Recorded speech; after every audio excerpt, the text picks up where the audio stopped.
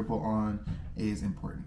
I know for me at first, it didn't really matter which mat it was. I actually was like very much so like actively didn't care until I found a mat which I love, which is my Manduka Pro mat. That it changed my life literally. The way that I moved on the mat, the way that I felt supported, all reflected within my practice, right? That's the base of your practice is your yoga mat. And so being sure that you have one that is good and good quality and, you know, made from a good source. All of these things are things that are going to make you feel better practicing. Of course, your clothes and things like that are important, but a lot less than having a decent mat. Number 2 is to practice at home. I would say you should practice at home because you want to walk into, it's like eating at home. Like your yoga class is going to be almost like a restaurant where it's like a fixed prefix menu, right? But you go in knowing, okay, this is what I want, this is not what I want, right? If you eat at home or practice at home, really, you have an opinion. You walk into the place looking for something, meaning that yes, you can be disappointed, but it also means that you can be surprised, you can be delighted, you can get exactly what you're looking for because you know what you know you're looking for something, right? Practicing at home helps you get used to the mood that you're in, so you know if a highly energetic practice helps you calm down, then you'll know to look for that when you go out into a studio, right? If you know that you always work, you know, a really high energy class, but you don't really know how to do something that's more relaxed or slowed down, this is your opportunity, right? Knowing kind of what your mood is and what the best practice is important, and that comes from practice, right? And doing so at home is a great way to do that for free.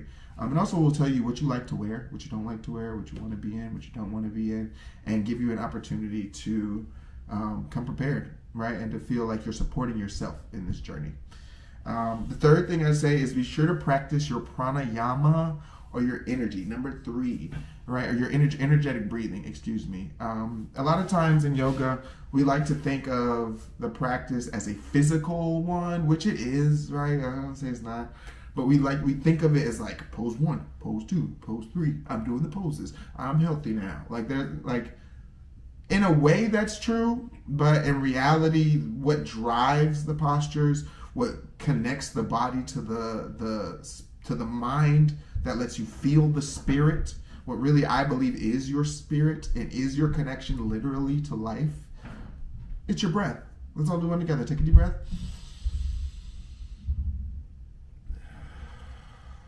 Notice how the mind and body relax. Just that one breath that we just took together, right?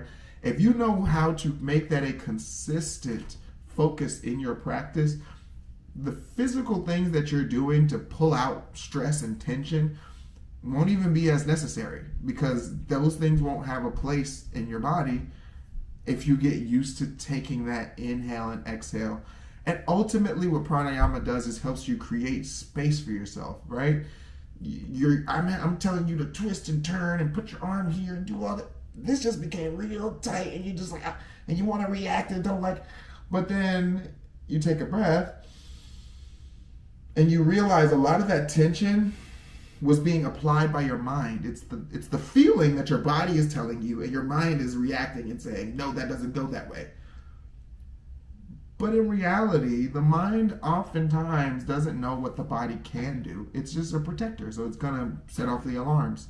Pranayama, or really prana meaning energy, yama meaning movement, breath movement, and the movement of your energy is going to help you relax into certain shapes. It's going to help you find energy to get into other places and employ, flexibility that you may have just brought into your body 10 minutes ago, right? It's going to keep you connected to the practice and make it your own. That is probably the most important thing as a yoga teacher I can tell you, is to breathe, right? Breathe, breathe, breathe, breathe.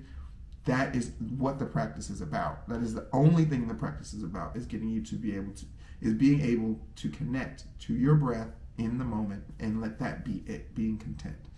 Last 2, the 4 is important. Find a teacher. Find somebody that you like. These people will change over time. But I would say, like you're doing a job interview for like somebody that's going to like watch your kids or like be your pastor or something, go to multiple teachers. Go to multiple teachers in different places. Go to multiple types of classes. Like, give yourself a good, like, 6 weeks of just once a week or twice a week trying something new and different. Of course, you'll have the things that you like, and of course, you'll have the things that you don't like. But what you'll find when you find your teacher is somebody that cares about you and challenges you in a way that is specific to what you need. My first teacher was what's her name? Really, let's not go with the first teacher. My favorite teacher, one of my favorite teachers, was Marie Bell. Marie Bell is this awesome woman in DC. She teaches yoga. Look up Marie Bell Yoga, you'll find her. And she challenged me to be the best I could be. And she did it in such a kind but steady and like almost kind of mean way. Like, it was just very much so like, no, you do it again. And she was just the solid portion of my life at that point that I needed to build a structure on. Your teacher will see where you don't have certain aptitudes, and they, if they're good, will nudge you towards growing those places, right? By her being kind, she was like me, but she also was able to insert stability, structure, persistence that I may not have had on my own. And that communication and relationship is what makes this practice as a teacher and as a student important. Otherwise, you could just practice at home by yourself.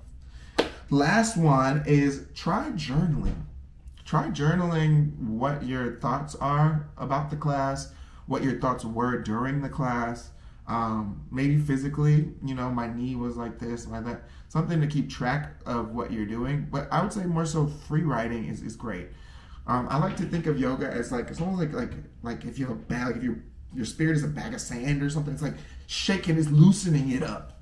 Right? You're letting air into your spirit, right? And so I would think that what's important for you to do is to not just let that sediment go back down to the bottom. Like, explore what's come up, right? Give yourself room to intellectually apply yourself to an emotional place. Because when you've practiced, a lot of times that's why we come out feeling all chill. Like, it's almost like taking drugs, right? You feel this muscle relaxing. You feel at ease. And your emotions, therefore, might come up. They don't have that tension guarding these little parts of your body that are keeping you, in this one shape, so you don't have to feel the emotion of the world going on around you. You're relaxed. So you might be more vulnerable and more trusting and get some clarity about things that are a little bit tougher for you. So those are my tips. I'll go through them one more time so you got them. Number 1, invest in your supplies. Number 2, practice at home. Number 3, practice pranayama or breath work. Number 4 is find a familiar teacher, somebody who you love and who loves you, or at least that will end up happening, right? And then number 5 is be sure to journal. Thank you for staying with me. Thank you for checking out this video. If you liked it, please like it and subscribe, and definitely share it with a friend. I'm happy to see you. I love you, and I'll see you again soon. Peace.